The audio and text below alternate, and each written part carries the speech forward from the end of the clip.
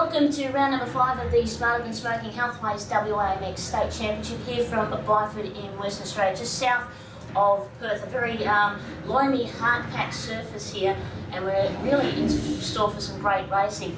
In the Pro Open Championship, the battle that everyone will really watch intensify here at round number 5, the penultimate round, incidentally, of the WAMX, will be the battle between Lewis Calvin and Kyle Webster.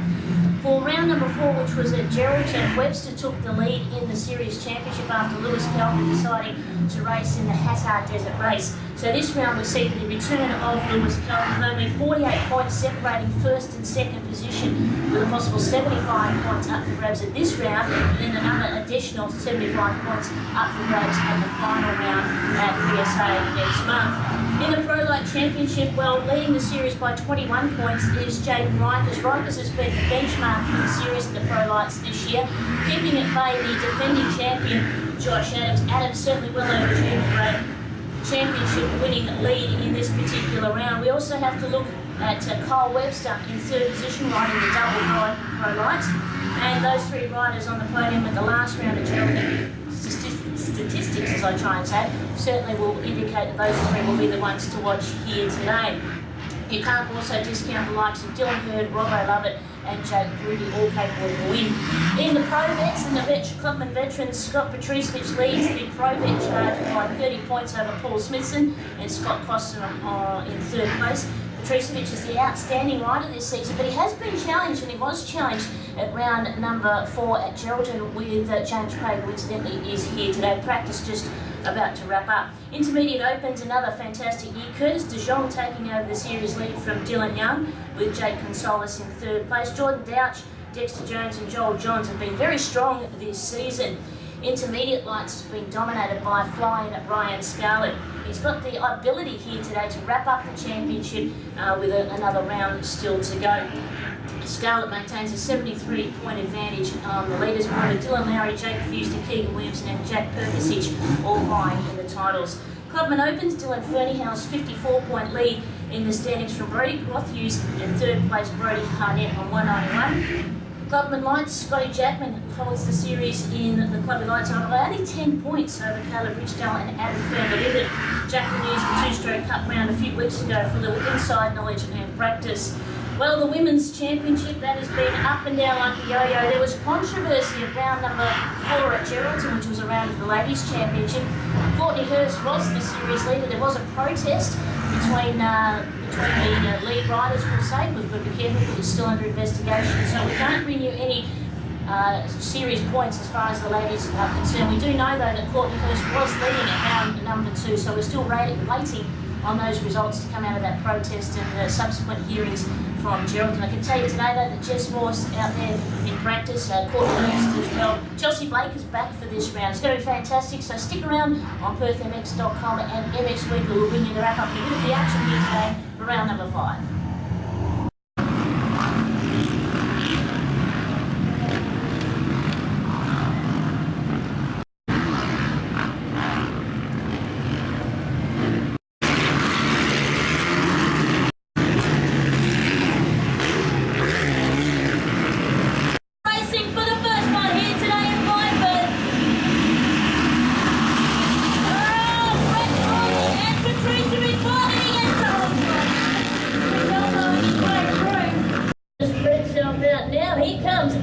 Really putting some pressure on Scotty Costin as they head through that massive infield tabletop side by side. Scotty Costin's got the inside liner out the outside for Unsteady, moves up in third place. So Patricevic, Smithson, and they've come together the two. So Unsteady and Costin have knocked themselves out. So losing the 163 Jason Hollywood under the third place. Tim Dunstan then back to Peter Frey. Well, folks, with one round remaining in the Healthways Than Smoking WAMX State Championship, the penultimate round, round 5 at Byford, we wrapped that up today. And, well, the class of Pro Lights and Pro Opens belonged to Wellard Cully's Yamaha rider Kyle Webster, who took out both of those classes in what was just a sensational day of racing, hosted by the Lightweight Motorcycle Club in Byford and the Immaculate Prepared Track. Well, it gave up plenty for the riders, and they were just sensational, taking up the challenge. It was a welcome return to racing for multi-WA champion Dean Porter, yet it was somewhat overshadowed by Kyle Webster, who came into this round as a series leader over Lewis Kelvin.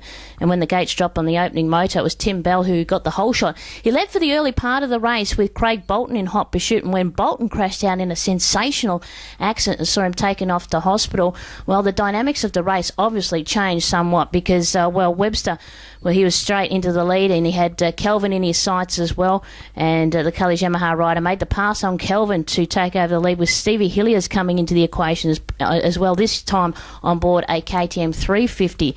He decided that the 450 just wasn't doing it for him, so he's gone back to what he's familiar with on the 350, and it just paid off in great result for today.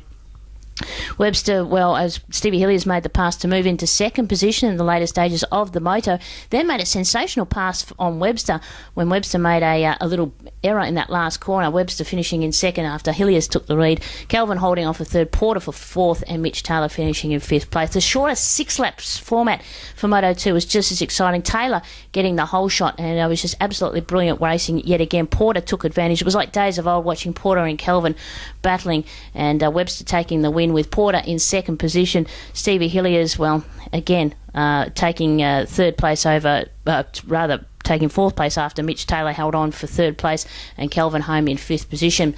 And the day's results coming down to the final moto of the day, and the eyes of everyone was on the first corner when Mitch Taylor again slotted in to get another whole shot and the early race lead. Kelvin was absolutely sensational. He capitalised on a much better start in that last race to jump into second place. However, those gremlins, they jumped in again and struck. He was forced back into third place when Porter made the pass and moved up into second. And again, it was like days of old to watch Porter and Kelvin battling it out through the pack as Kyle Webster made quick work of Mitch Taylor to slot into second place. Kelvin was holding on to fourth place with Stevie Hilliers also starting to come into the equation. He soon made the pass on Kelvin and did likewise to Mitch Taylor, moving into third place. And looking at ease and comfortable on the 350s, Hilliers had the bike dialed in nicely and caught Kyle Webster to make another exciting race finish to pip Webster over the line by just less than 1 second. Porter took a solid win with Hilliers in second, Webster third, Mitch Taylor fourth, and Lewis Kelvin home in fifth place.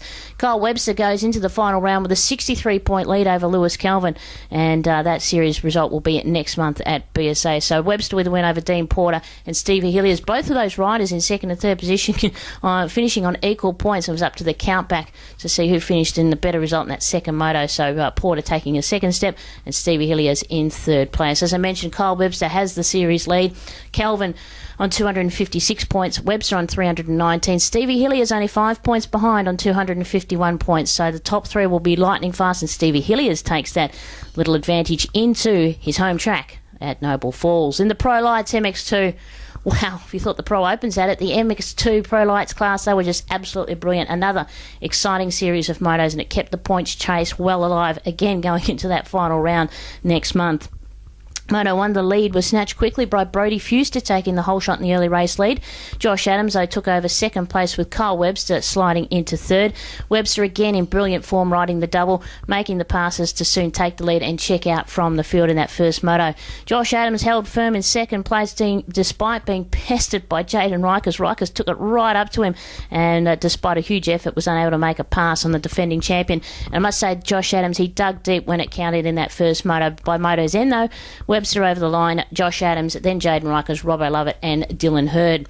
The championship was certainly alive and well in that second moto, the short 6-lap sprint when Josh Adams grabbed a whole shot in the second race but was unable to keep it up when Kyle Webster made a calculated pass to take the lead, with Jaden Rikers soon coming in and moving up into second place, putting Josh Adams back to third.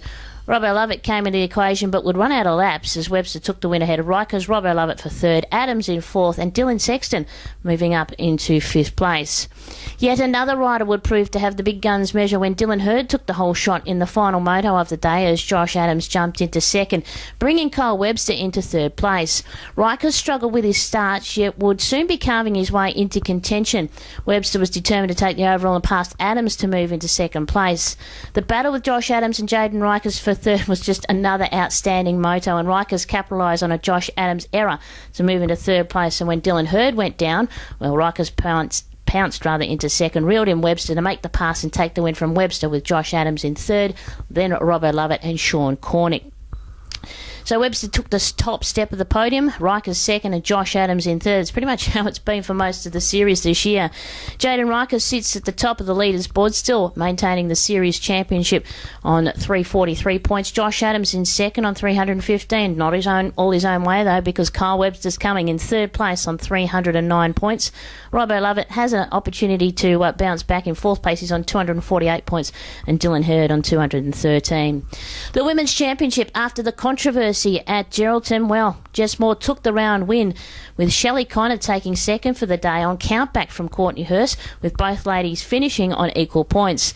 And the Women's Championship, just like the big guns in the Pro Lights and the Pro Open, certainly alive and well, with Court Hurst now holding only a 24-point lead in the championship from Shelley Connor second, and Jess Moore, who's moved up into third in the championships. Got to tell you, it's going to really come down to the wire at Noble Falls. Further in the series leaderboard standing is Hannah Bagnall in fourth position, and Talisha Outram rounding out the top five. Official results have been confirmed from the third Women's Round Championship, which was last month at Geraldton, with Jess Moore allocated her points for that round win.